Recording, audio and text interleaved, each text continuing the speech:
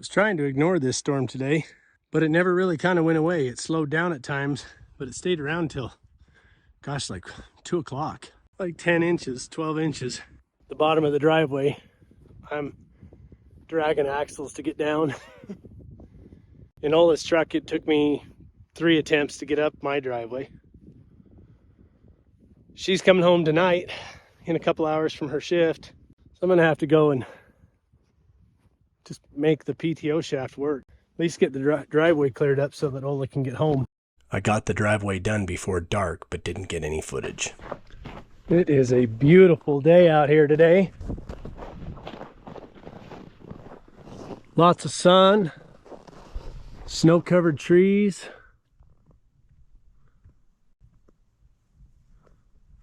Beautiful scenery. I needed to get the road plowed yesterday afternoon, at least on our roads, to get access in and out. And I didn't have time to try to chase down a new PTO shaft and everything like that in the city. So I did just drill it again. So now, rather than the single shear bolt, I've got that one. That's the new one. And then that one, that's the old one. That way I have 2 bolts on there, 180 degrees apart, to help keep it sandwiched and centered nicely. That's going to be fine for now. It still gives it the ability to shear. They're smaller bolts. It's supposed to have a 3/8 shear bolt in there. So a single 3/8 shear bolt, and instead I've got 2 5/16 bolts that are softer bolts. If it has to shear, it's better to let it shear there. From here through the gearbox, through the chain coupling, and forward, it's direct drive to that front impeller. I definitely want to make sure that I have the ability for it to shear there still, rather than just welding it up or anything like that, because if I make that joint too strong, then it's going to find the next thing to break. And that may be if something, a branch is buried in the snow or a rock buried in the snow hits that impeller the wrong way and stops it suddenly, that shock load goes all the way back through the shafts, the gearbox, the chain coupling, the PTO, the transmission, the engine. That's the whole point of that shear bolt, is to protect all of that. So I want that to still be the weakest link and still shear there, rather than trying to shear the chain coupling, break teeth in the gearbox, shear bolts somewhere in the shaft, or twist the shaft, or bend the impeller, or worse yet, do a sudden hard stop on an engine when it's running 2,500 RPMs. Is all catastrophic. So definitely want to keep that the weakest link so that it can shear there and protect everything else. So now I got to go up and clear up around the shop and up to the animals. And then I got to go make a path all the way down the road. Got plowed yesterday, enough to get the center opened up and a path to drive. But now I've got to go down and see if I can throw those windrows out of the way and get them off the road so that we've got a decent road again. All next week is supposed to be 34 and warmer during the day. So it's going to be an interesting couple of days come next week. Get it started and get after it today.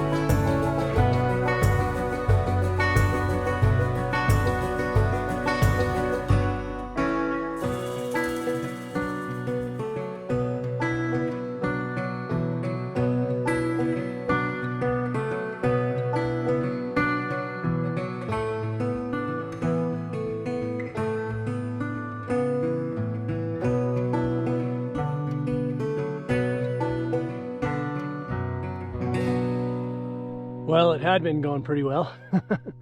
I got to this point, was clearing out, and I sheared the bolt on my primary auger. I had the wrong bolt in there anyway, just trying to get by. Ola's in town, and while she's in town, she's picking up some more shear bolts for me, the right kind for every spot. But she ain't back yet.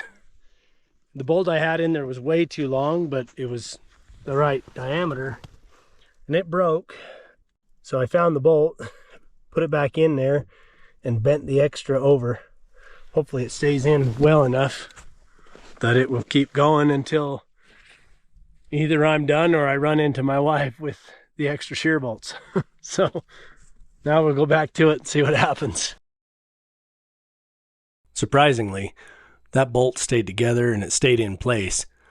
I really thought that it might rattle around, get bent, get torqued on or something, and at least work its way back out of the hole without having a head on the end. But I must have got it bent over just far enough, because it didn't come out and it didn't come loose. When I made it down to the end of the road where the county starts plowing, I decided to go on out a little bit farther, closer to the bus stop.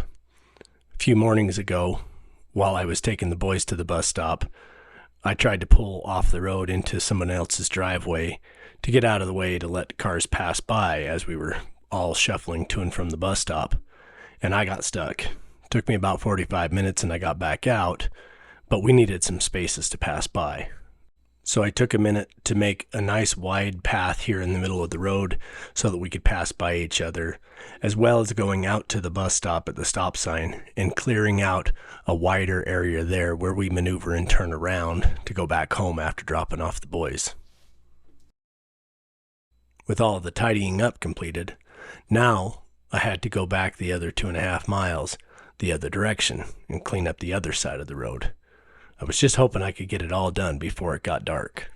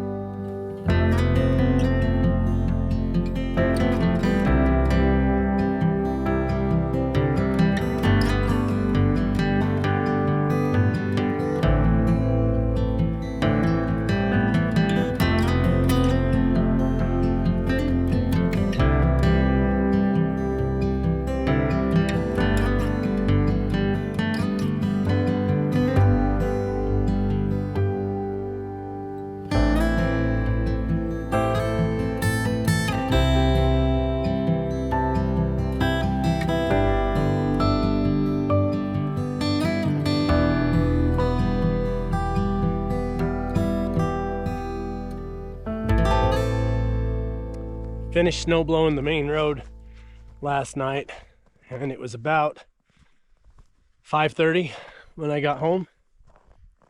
So that was right at 6.5 hours. Yeah, 6.5 hours to do that 2.5 miles of road. We had weather slated for today, a couple inches, few inches, something like that. Now the storm Friday was supposed to be 34 degrees and, you know, a chance of rain mixed with snow. And now it's saying 39 degrees and definite chance of rain. So it's going to be interesting. I need to break out the snowblower and finish up a couple of spots on my place. Need to make room down to the pig pen, get them fed. I need to switch out the snowblower for the loader so that I can get the fuel tank unloaded out of the truck and get a few things situated that way. Well, I managed to snowblow just enough. I got down into the pig pen, got everything opened up there, and just as I was finishing up, it broke on me right here again.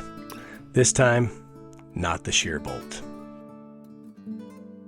Since I was basically done snowblowing, and I had planned on taking it off to get the loader on anyway, I just made my way back up to the barn, pulled the snowblower off inside so that I can assess the damage and see what I need to replace again, and then get the loader on and get doing the other part of the work that I needed to do today. Prior to this winter, I'm not sure I've even had this loader off more than maybe 2 or 3 times since I initially bought it and installed it on this tractor. And now, I'm pretty well a seasoned veteran at taking it on and off. About 4 or 5 days ago, we had run out of gasoline in our bulk tank, so we loaded it into the back of the truck to go get it filled up, and got it filled, but then the storms just haven't let up enough that I've had time to take the snowblower off, put the loader on, and get it unloaded. In some ways, it was actually kind of nice because that gave me an extra 700 or 800 pounds of weight in the back of the truck for driving through this heavy snowfall and being able to have a little bit extra traction to get here and there. But it's time to get it out of there. I don't want to drive around with that thing in there very long. Thankfully, most of the driving has just been to the bus stop and back up and not into town and chasing around or running errands. And you know how I said there was always a weak link to find? I think we've got one more weak link. We've resolved all the chatter everywhere else. The PTO shaft chatter, the drive chain chatter, the coupling chatter, all that stuff. Everything else. But it was chattering like mad while I was just snowblowing just now, trying to clear up around the pigs. It's just kept chattering a bunch back in here. Then it quit. But the whole shaft was turning and the output was not. So I gotta crack open the gearbox now and see what's going on in there. This gearbox may just be an oil bath chain drive rather than a gear to gear. There's enough distance in the center of shafts and diameter here that there's not enough room for an idler gear in between. And if there was, there's no provisions for releasing the shaft that would carry that idler gear.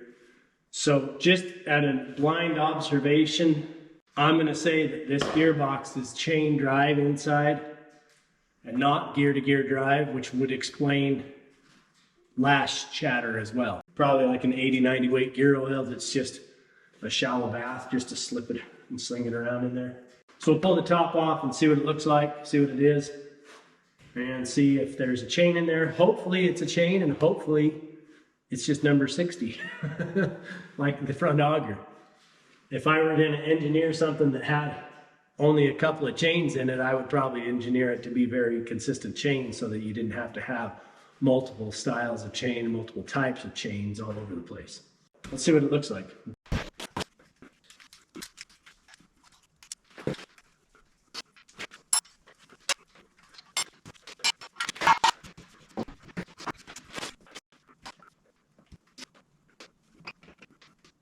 So it's not gear to gear.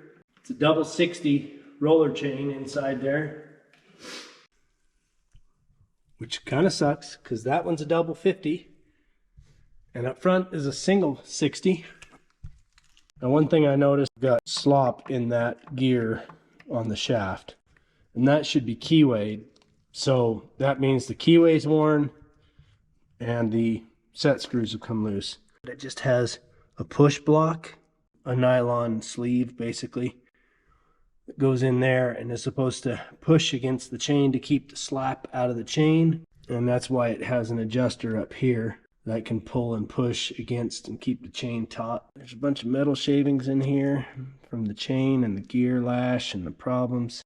I have to undo that coupling so that I can slide the gearbox off of the frame.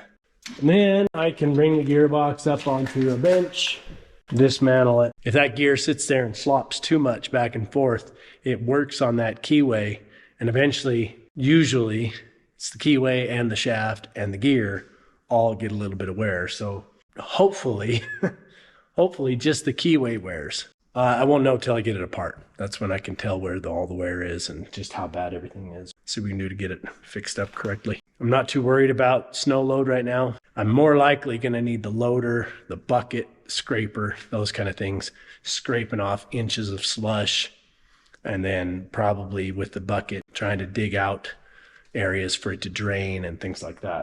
I screwed down this old scrap of plywood to the sawhorse to use as my workbench for tearing down that gearbox.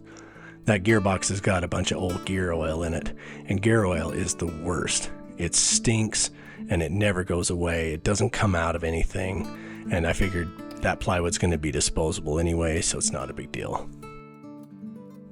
When I tear down that gearbox, there's certain tools that I'm going to need that are in the trailer, and I did not want to have to be crawling in and out, in and out, in and out every time I needed a different tool or this or that. So now I needed to take the time to make the final and successful attempt at getting this trailer out. I needed to use the bucket to dig out enough snow around the sides, the back, and the front so that I could get most of it exposed. Once that's exposed, then I can work on trying to drag it out of the hole and get it broke loose and pulled out of there. When we had attempted it before, I really didn't think it would be that stuck in the hole.